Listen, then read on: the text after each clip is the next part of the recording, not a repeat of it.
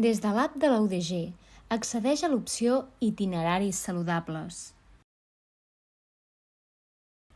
Abans de començar, llegeix la informació inicial i pren atenció a la llegenda de les icones que trobaràs en el mapa.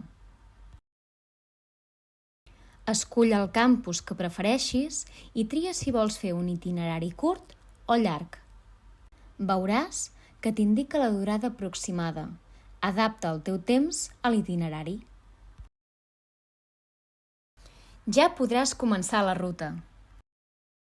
Durant el recorregut, t'aconsellem uns exercicis físics amb 3 nivells d'intensitat. Nivell 1, flexionaríem els genolls una miqueta superior a 90 graus durant 30 segons. Pel nivell 2 faríem exactament el mateix, l'únic que baixaríem una miqueta més fins a 90 graus, intentant que el genoll estigui sempre alineat amb l'espatlla. I aquí també et donem informació sobre els punts d'interès dels diferents campus.